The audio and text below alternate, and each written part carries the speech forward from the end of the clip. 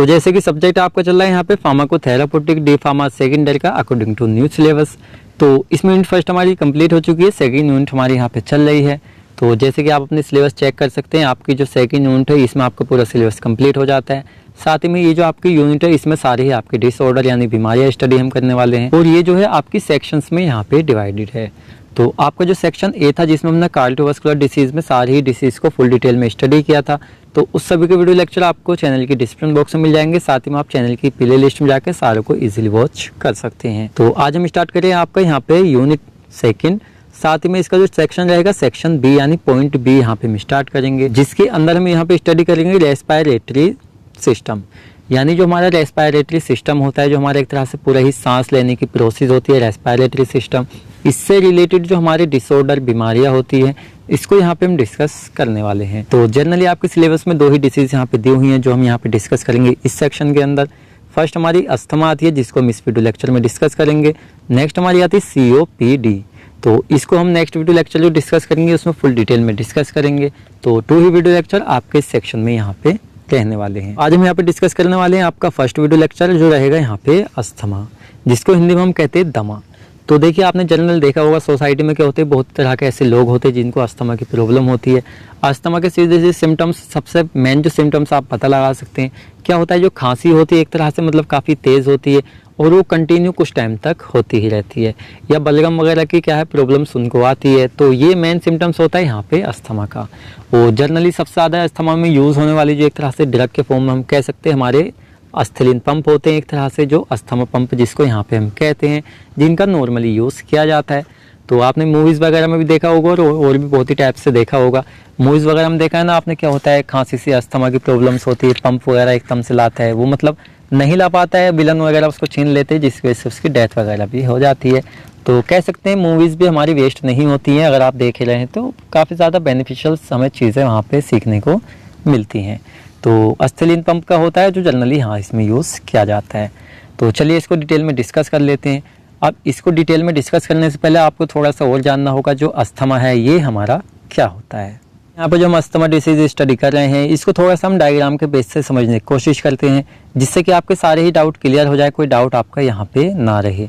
अब देखिए कुछ बच्चे यहाँ पे सोचेंगे जो यहाँ पे डायग्राम हमने बनवाए ये सारे आपको एग्जाम में बना के आने, तो गाइस क्या होता है कि आपसे डायग्राम एग्जाम में नहीं पूछेगा। देन अगर आप चाहते हैं कि एक डायग्राम एग्जाम में देना जिससे कि अच्छा इंप्रेसिव आपका लग सके, तो आप इस डायग्राम को वहाँ पे बना सकते हैं, जिससे इसको अच्छे मार्क्स वहाँ पे मिल जाएंगे। देन आप इसको ना भी बनाएं तो कोई आपके मार्क्स वहाँ पे नहीं कटेंगे, आप बनाएं तो बहुत ही अच्छा है। तो ये डायग्राम हम आपको ओनली दिखा रहे हैं आपको समझाने के लिए, जिससे कि आप इसको अच्छे से डिसीज़ को समझ सकें और वहाँ पर आप इसको अच्छे से लिख सकें। तो चलिए देख लेते हैं। तो सीधा सीधा मैच समझते हैं क्या होता है। जो इंसान की बॉडी है, जो नोज़ होती है और साथ में जो लंग्स होते हैं, जो माउथ होता है, ये 3 ऐसी चीज़ें हैं जिनका मेन रोल होता है जो हमारा रेस्पिरेटरी सिस्टम होता है उसमें। यानी सीधा सीधा हमारी बॉडी में जो रेस्पिरेशन की प्रोसेस चल रही है, रेस्पिरेशन सीधा सीधा इंसान जो नोज़ के थ्रू बाहर से क्या कर रहा है, ऑक्सीजन ले रहा है, और अपने लंग्स में क्या हो रहा है, ऑक्सीजन कार्बन डाइऑक्साइड में चेंज हो रही है CO2 में, और माउथ के थ्रू उसको बाहर इन्वायरमेंट में छोड़ देता है। ये हमारी रेस्पिरेटरी सिस्टम होता है पूरा। तो देखिए सीधा सीधा ये जो हमारा यहाँ पे पोर्शन होता है ये हमारा सीधा होता है, जो हमारा गला होता है, जो हमारी नोज़ होती है, वहाँ से जाके यहाँ तक यह आता है। तो सीधा हम कह सकते हैं एक तरह से नली की तरह होता है। जैसा होता है आप समरसेबल का पानी चलाते हैं ना एक नली में, इस तरह से हमारा ये होता है।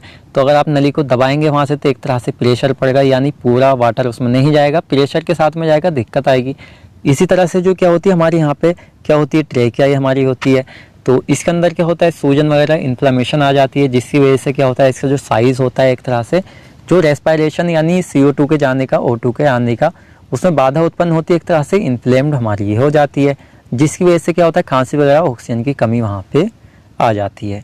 अब देखिए क्या होता है, जो ऑक्सीजन होती है इस तरह से यहाँ पे आई, इसके अंदर यहाँ पे जो हमारी प्रोसेस है ये क्या है, हमारे लंग्स हैं। अब लंग्स के अंदर क्या होता है, हमारी जो O2 से CO2 में कन्वर्ट होने वाली प्रोसेस है पूरी होती है, जब तक नॉर्मल चल रही जब तक सही है। बाई चांस क्या होता है, जो स्मोकिंग वाले बंदे होते हैं या और बहुत ही टाइप के ऐसे डिसीज रीजंस होते हैं जिसकी वजह से यहाँ जो लंग्स होते हैं इनमें दिक्कत आती है, जिसकी वजह से क्या होता है अस्थमा वगैरह की प्रॉब्लम्स भी यहाँ पे कॉज हो सकती है, यानी लॉन्ग टर्म हमारी ये डिसीज़ यहाँ पे होती है। तो आपको समझ में आया किस तरह से हमारी ये डिसीज़ यहाँ पे हो रही है। अब देखिए जब ये हमारी डिसीज़ क्या होता है एक तरह से हो जाती है, ऐसे आप समझिए ये तो हमारे क्या है नॉर्मल एयरवे, यानी क्या हो रहा था, इसके अंदर को एयर हमारी जा रही थी, कार्बन डाइऑक्साइड आ रही थी, यानी सीधा सीधा क्या है इसमें इतनी यानी जगह है कि इजीली हमारी सारी प्रोसेस यहाँ पे चल रही हैं। नेक्स्ट हमारा क्या होता है यहाँ पे मतलब अस्थमेटिक एयरवेज, यानी थोड़ा सा यहाँ पे हुआ इन्फ्लेमेशन आ गई है, ज़्यादा यहाँ पे नहीं हुआ है लेकिन अस्थमा की यहाँ पे स्टार्टिंग हो गई है।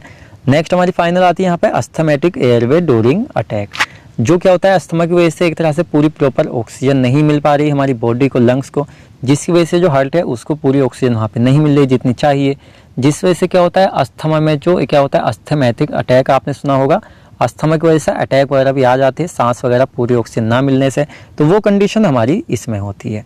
यानी आप देख सकते हैं इसका साइज़ जो है यहाँ पे इतना था, अब इतना हो चुका है कि यहाँ पे जगह ही नहीं बची है, अगर ऑक्सीजन जा रही है तो पूरी प्रॉपर अमाउंट में वहाँ पे नहीं जा रही है। तो ये क्या होते हैं हमारे नॉर्मल एक तरह से सिम्टम्स होते हैं, कह सकते हैं हमारा एक तरह से प्रोसेस होती है जो हमारी एक तरह से अस्थमा को कॉज करती है। जैसे कि नीचे आप उसको अच्छे से समझ सकते हैं, एक हमारा ये नॉर्मल एयरवे, इस तरह से ऑक्सीजन वगैरह सब जा रही है, पूरी प्रोसेस, रेस्पिरेटरी सिस्टम अच्छा चल रहा है। अब ये आप एयर ले रहे हैं, कहाँ पे जा रही है, आपकी लंग्स में जा रही है, तो भाई ठीक है, आपका हो रहा है, पूरे लंग्स अच्छे से चल रहे हैं, आपकी रेस्पिरेशन अच्छी चल रही है। नेक्स्ट हमारे क्या होता है अस्थमेटिक एयरवेज, यानी इस तरह से पूरी ही क्लोज हो गई, एक तरह से क्लोज क्यों हुई, सबसे मेन रीज़न होता है यहाँ पे इन्फ्लेम्ड, यानी इन्फ्लामेशन इसके अंदर आ जाना, सूजन वगैरह किसी वजह से, ये इसका मेन रीज़न होता है। तो इस तरह से हो गई, यहाँ पे इसका साइज़ इतना कम हो गया, आप कह सकते हैं कि इतना कम हो गया कि यहाँ पे ऑक्सीजन बाहर से इंसान ले भी रहा है तो पूरी वहाँ पे नहीं पहुँच पा रही, यानी बाधा उसमें उत्पन्न हो रही है। तो इस तरह से क्या होता है हमारा अस्थमा कोज हो जाता है। अब अस्थमा सिम्टम्स जो आगे हम देखेंगे, जैसे क्या होता है जब मान लीजिए आपको पूरा एक तरह सांस नहीं मिल रहा है, तो क्या हो रहा है भाई, आपको शॉर्टनेस ऑफ ब्रीथ, सांस लेने में दिक्कत हो रही है आपकी ये वाली। साथ में क्या होता है अभी यहाँ टेकिकार्डिया वगैरह हो जाता है, कफ की दिक्कत आती है, विजिंग हो जाती है, डिफिकल्टी ब्रीथिंग हो जाती है। साथ में क्या होता है यहाँ पे डिस्पनिया, चेस्ट टफनेस, जब ऑक्सीजन पूरी नहीं मिलती है ना, हार्ट को एक तरह से जो दिल पे ऐसा लगता है कि इसने बोझ रखा हुआ है, इस तरह के सिम्टम्स हमें अस्थमा में देखने को मिलते हैं। तो आपको बहुत ही अच्छी तरीके से समझ आया होगा जो अस्थमा है हमारा क्यों हो रहा है, ऐसे सिम्टम्स आ रहे हैं, क्या एक तरह से रीज़न इसका हो रहा है। और देखिए इसको पूरी ही डिटेल में जो आगे हम स्टडी करेंगे इसमें आपको और भी अच्छे से समझिए आ जाएगा। तो अब आपको क्लियर हो गया हमारा अस्थमा जो है हमारा क्या होता है। आई नो पूरा आपको बिल्कुल क्लियर नहीं हुआ है, लेकिन कुछ हद तक आपको क्लियर हो गया हमारा किस वजह से ये हो रहा है। बाकी जो आपको क्लियर नहीं हुआ है, जो आगे यहाँ पे हम स्टडी करेंगे सारे ही पॉइंट, जिससे पूरा ही टोटली आपको यहाँ पे समझ में आ जाएगा। तो फर्स्ट हम देख लेते हैं यहाँ पे अस्थमा की डेफिनेशन, यानी अस्थमा जो है हमारा क्या होता है। तो डेफिनेशन चलिए फर्स्ट हम देखेंगे, it is also known as bronchi asthma. तो देखिए ब्रोंची में यानी ब्रोंची में होता है, तो इस तरह से इसको ब्रोंची अस्थमा भी यहाँ पे हम हैं। नेक्स्ट पॉइंट हम देख लेते हैं, asthma is a condition in which, तो अस्थमा एक ऐसी कंडीशन होती है इन विच जिसके अंदर ए पर्सन यानी एक इंसान एयरवेज बिकम इन्फ्लेम्ड। एयरवेज यानी जो हमारी क्या है, ये नली है जिससे हम एयर को ले रहे हैं, अंदर को ऑक्सीजन ले रहे हैं या कार्बन डाइऑक्साइड छोड़ रहे हैं, तो ये क्या होती है एक तरह से रेस्पिरेटरी ट्रैक्ट जो हमारी होती है ये इन्फ्लेम्ड, यानी इस पर सूजन वगैरह आ जाती है, या क्या हो जाती है नैरो हो जाती है, यानी सिकुड़ जाती है किसी वजह से, जिससे क्या होता है मतलब पूरी ऑक्सीजन अंदर प्रॉपर नहीं जा पाती है, वहाँ पे इतनी जगह ही नहीं बचती है। स्वेल यानी सूजन आ जाना, साथ ही में प्रोड्यूस करना एक्स्ट्रा मुकस, एक्स्ट्रा मुकस एक तरह से प्रोड्यूस करिए जिससे यहाँ पे बाधा उत्पन्न हो रही है एक तरह से सांस लेने में। इट डिफिकल्ट टू ब्रीथ, अब ये सब चीज़ें जब किसके अंदर हो रही है, एक तरह से रेस्पिरेटरी ट्रैक्ट के अंदर हो रही हैं। अभी क्या करें, एक तरह से जगह कम करें वहाँ पे ऑक्सीजन के जाने की, जिसकी वजह से क्या कर रहा है जो एक तरह से सांस लेने की प्रोसेस है यानी ब्रीथ को एक तरह से डिफिकल्ट यहाँ पे बना रही हैं।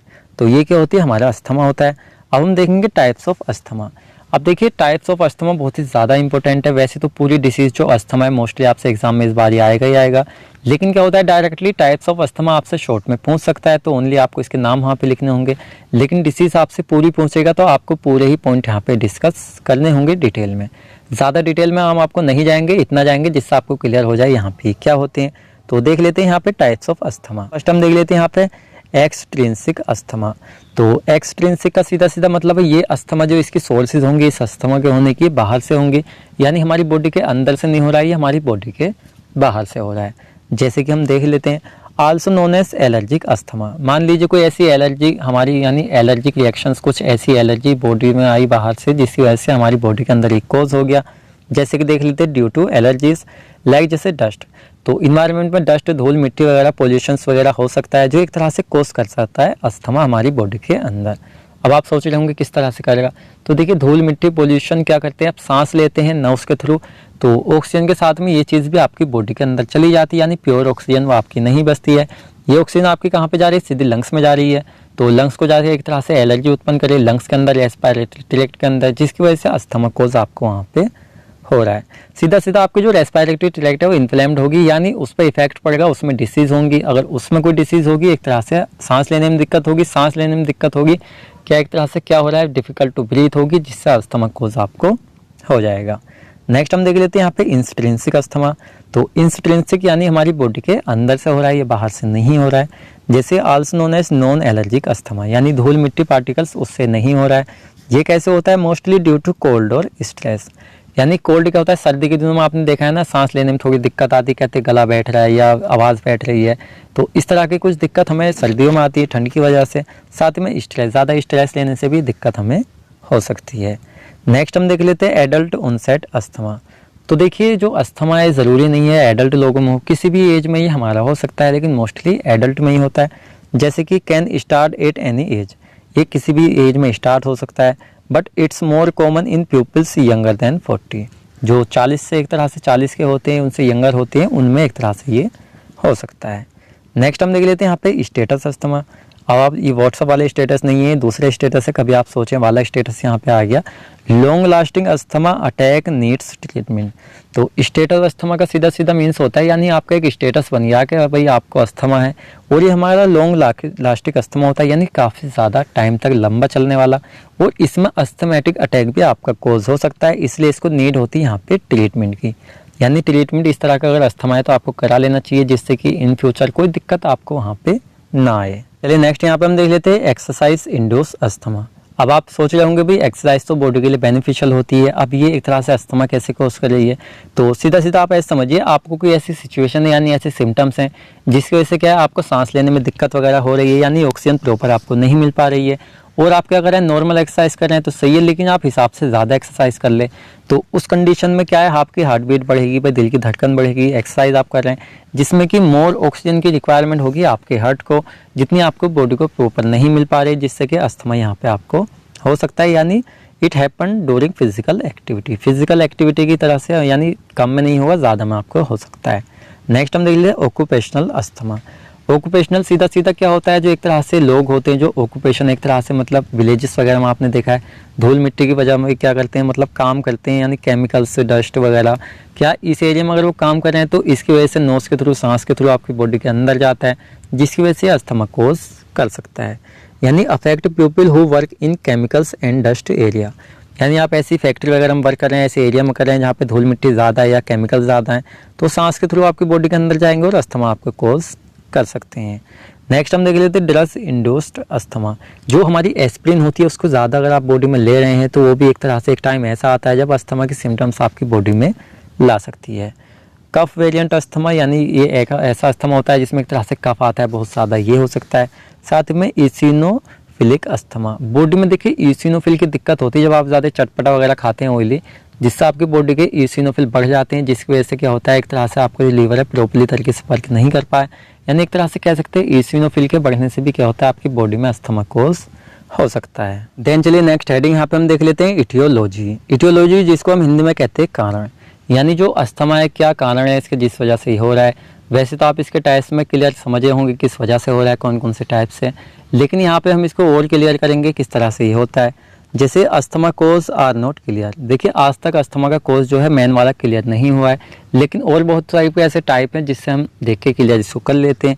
जैसे जेनेटिक फैक्टर्स, कुछ लोगों में क्या होता है जेनेटल यानी खानदानी चल रहा है, पीछे से उनके बाप दादाओं को परदादाओं को चला आ रहा है, जिसकी वजह से उनमें भी एक तरह से जेनेटिकली हो सकता है। मोस्टली नहीं होता है लेकिन ये देखने को मिलता है। साथ में with environmental exposure to inhale allergies result in allergic reaction, साथ ही में जो ज़्यादातर एनवायरनमेंट में वर्क करते हैं, एक तरह से डस्ट मिट्टी धूल केमिकल्स जो इनहेलेशन के थ्रू बॉडी के अंदर ले लेते हैं, जो केमिकल रिएक्शन बॉडी में जा करते हैं, एक तरह से अस्थमा कोज कर देते हैं। इरिटेट द एयरवेज, मान लीजिए क्या है, कुछ आपने मतलब इन्वायरमेंट से ऐसी चीज़ें इनहेल की हैं जो एक तरह से आपका जो रेस्पिरेटरी सिस्टम है, एयरवेज है, उसको एक तरह से इरिटेट कर रही हैं, जिसकी वजह से अस्थमा कोज आपको होता है। तो ये तो हमने देखा यहाँ पे नॉर्मल। चलिए नेक्स्ट पॉइंट इसमें हम देख लेते हैं, following are the allergens of asthma, यानी कुछ ऐसे एलर्जेंस हम देखेंगे जो एक तरह से अस्थमा कोज कर सकते हैं, यानी बहुत ही स्लोली करते हैं जिससे हमें इसका पता भी ना चले। जैसे इंडोर एलर्जेंस, यानी घर के अंदर ही, घर के बाहर वाली बात न चले। क्या होता है हमारे घर के अंदर ही क्या होता है, कुछ एलर्जेंस होते हैं, लाइक जैसे हाउस डस्ट, घर की धूल मिट्टी वगैरह होती है, पोल्यूशंस वगैरह होता है घर में, जिसकी वजह से क्या होता है हमें अस्थमा कोज हो सकता है। साथ ही में आउटडोर एलर्जेंस, जैसे घर के बाहर जो हमारे इन्वायरमेंट है उसके प्रेजेंट में हम जाते हैं तो उसमें हमारे पोल्यूशंस हो सकते हैं और जैसे में बाउंड्स वगैरह कुछ हमारी इससे हो सकता है। नेक्स्ट जैसे एयर पोल्यूशन से हमें हो सकता है, तंबाकू स्मोक, ज़्यादा स्मोक आप करते हैं तो क्या होता है उससे लंग्स डिसीज़ होगी जिसकी वजह से अस्थमा हो सकता है। Chemical irritant in the work place, क्या होता है जहाँ पे आप ऐसी जगह पर वर्क कर रहे हैं जहाँ पे केमिकल्स वगैरह आपकी रेस्पिरेटरी ट्रैक्ट को इरिटेट करेंगे, उससे हो सकता है। कोल्ड एयर, सर्दी के दिन में क्या होता है गला बैठ सा जाता है, सांस लगने में दिक्कत होती है, इससे हो सकता है। साथ में क्या होता है जो एस्प्रिन होती है, एनएसएड्स होते हैं, बीटा ब्लॉकर्स होते हैं, ये कुछ हमारी ऐसी ड्रग है, वैसे हम इनको थेराप्यूटिक तरीके से यूज़ करते हैं, लेकिन ज़्यादा अगर हम इनका यूज़ कर रहे हैं तो एक तरह से ये भी अस्थमा कोज कर सकते हैं। नेक्स्ट पैथोजेनेसिस, तो देखिए पैथोजेनेसिस में हम देखेंगे एक तरह से कौन कौन से ऐसे फैक्टर्स रहे, एक तरह से जो रोग है ये हमारी बॉडी में जाके कैसे जन्मा, यानी हमने देखा क्या कारण है, लेकिन उन कारणों को अप्लाई जब हम कर रहे हैं बॉडी के ऊपर तो उन रीजंस के साथ में किस तरह से ये हो रहा है। जैसे कि पैथोजेनेसिस, जिसको हिंदी में हम कहते हैं यहाँ पे रोग जनन। तो सीधा सीधा आप ऐसे समझिए क्या है कि कोई बंदा है, बंदा क्या है या मान लीजिए यहाँ पे कोई इंसान है, मान लीजिए कोई भी एक इंसान जो इस तरह से यहाँ पे इस लोकेशन पे है। अब एक तो रहे आपके इन्वायरमेंटल फैक्टर, इन्वायरमेंटल फैक्टर में धूल मिट्टी कण वगैरह सारे ही आपके यहाँ पे आ गए, ठीक है ना। नेक्स्ट हमारे यहाँ पे आ गए जेनेटिक फैक्टर्स, एक ऐसे फैक्टर जो आपकी बॉडी में पहले से ही खानदानी आपको जेनेटिकली चले हुए आ रहे हैं। तो दोनों ही रीज़न यहाँ पे रहे, यानी काफ़ी सारे रीज़न यहाँ पे जेनेटिक फैक्टर में आ गए, काफ़ी सारे यहाँ पे इन्वायरमेंटल फैक्टर में आ गए। लेकिन इन्होंने जाके इफेक्ट कहाँ पे किया, इन्होंने जाके सीधा इफेक्ट किया ब्रोंचल इन्फ्लामेशन। ब्रोंचल क्या है, जो इंसान का रेस्पिरेटरी सिस्टम है उसका ब्रोंचल है यहाँ पे ये, तो उसके ऊपर क्या किया इन्होंने इन्फ्लामेशन, यानी वहाँ पे जाके इन्फ्लेम किया, यानी सूजन वगैरह उसके ऊपर यहाँ पे उसके अंदर यहाँ पे कोस की। जब वहाँ पे ये हो गया तो एक तरह से क्या हो गया ब्रोंचल हाइपर एक्टिविटी वहाँ पे हो गई, साथ ही में ट्रिगर फैक्टर्स हमारे वहाँ पे हो गए। इनसे हुआ क्या, जो बॉडी में ओडिमा कोज हो गया, इन्फ्लामेशन वगैरह, ब्रोंचो स्ट्रक्शन हो गया, साथ ही में मेन जो हमारा हो गया इंक्रीज हो गया मुकस प्रोडक्शन।